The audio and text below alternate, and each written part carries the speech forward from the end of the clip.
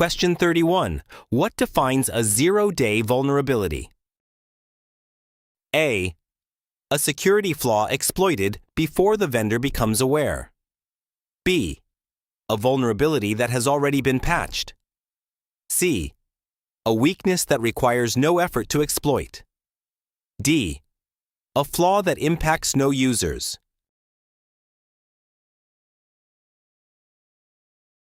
Correct answer A.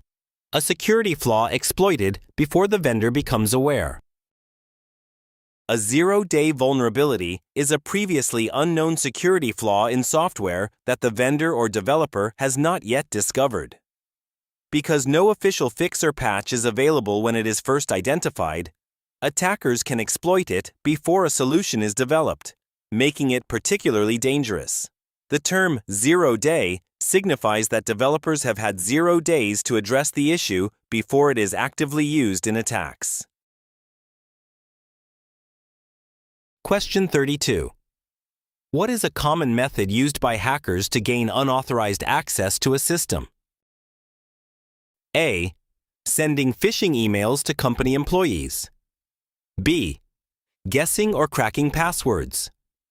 C. Intercepting data transmitted over unsecured networks. D. Exploiting known software vulnerabilities.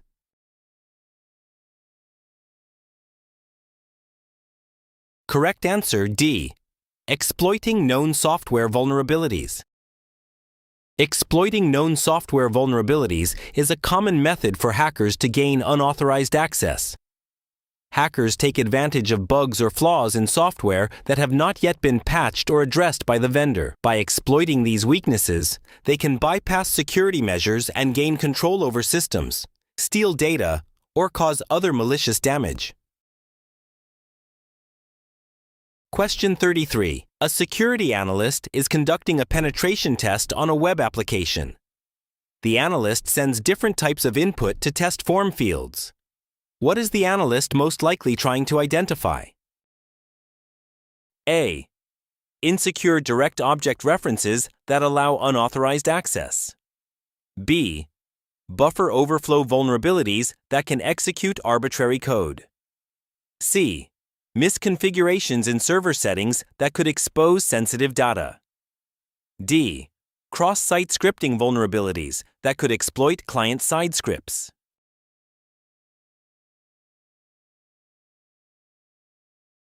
Correct answer A. Insecure direct object references that allow unauthorized access. Insecure direct object references occur when an application exposes direct access to objects, such as files or database records, based on user input. If not properly validated, attackers can manipulate this input to gain unauthorized access to sensitive resources, such as files or data. Question 34. Which technique is most effective for detecting SQL injection vulnerabilities in a web application? A. Manual code review by a security expert to find hidden vulnerabilities. B. Conducting a social engineering attack to see if employees reveal sensitive information. C. Use of automated scanning tools that simulate malicious attacks. D. Interviewing the development team to understand the application's security measures.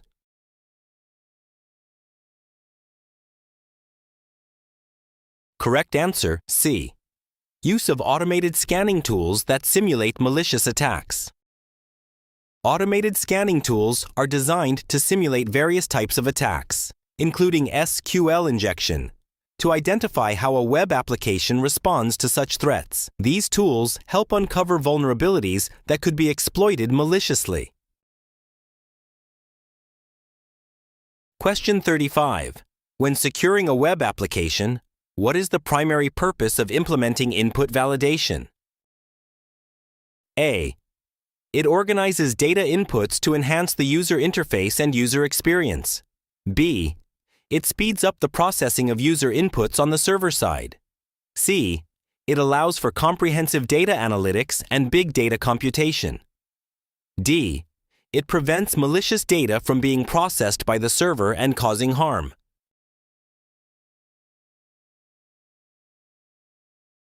Correct answer D. It prevents malicious data from being processed by the server and causing harm. Input validation is crucial, as it ensures that only properly formed data is allowed to enter the workflow of an application, thus preventing malicious data from executing harmful activities such as SQL injections and XSS attacks. Question 36. Which type of SQL injection attack manipulates SQL queries by inserting malicious SQL code through input fields? A. Tautology-based SQL injection that uses logical operations to interfere. B. Error-based SQL injection that exploits database error messages. C. Union-based SQL injection that combines the results of two SQL queries. D. Blind SQL injection that does not rely on the error output from the database.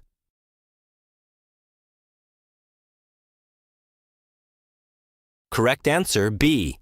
Error-based SQL injection that exploits database error messages. Error-based SQL injection is a technique where the attacker intentionally causes database errors to learn about the structure of the database.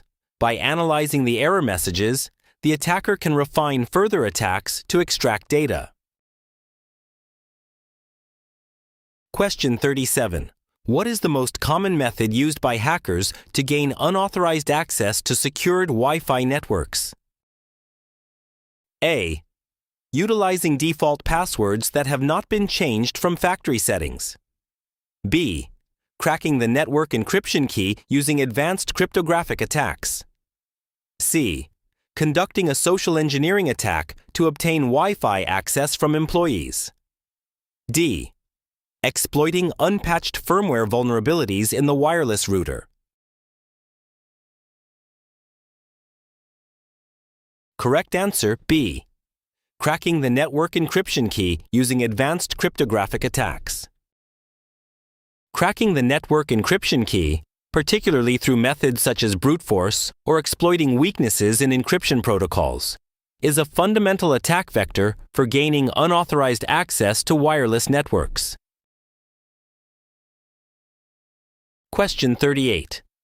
Which type of attack involves an attacker setting up a rogue access point to intercept and manipulate wireless communications? A. Spoofing attack, where the attacker disguises as a known device on the network. B. Man-in-the-middle attack leveraging compromised certificates. C. Evil twin attack, where the rogue access point mimics a legitimate one. D. Jamming attack that disrupts the wireless signal with noise.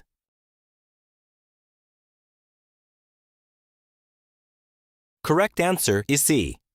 Evil twin attack, where the rogue access point mimics a legitimate one. The evil twin attack is a critical wireless security threat where the attacker sets up a malicious access point that mimics a legitimate one to deceive users into connecting to it, allowing the attacker to intercept and manipulate wireless communications. Question 39. During a security assessment, a hacker captures a handshake from a wireless network and uses it to perform an offline dictionary attack. What was the hacker likely targeting? A. Email accounts accessed via the compromised network. B. The network's pre-shared key. C. The administrator's login credentials for network management. D. Server databases containing sensitive customer information.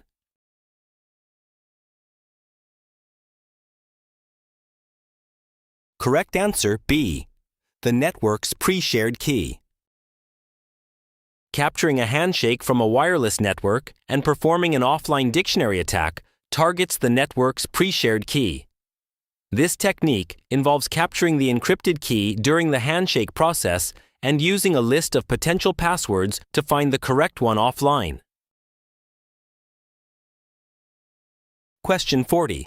Which security measure can prevent unauthorized access to a lost or stolen mobile device? A. disabling location services and restricting app permissions. B. Use of biometric identification like fingerprints or facial recognition. C. Enabling device encryption and the use of strong, complex passwords. D. Regular software updates and patch management.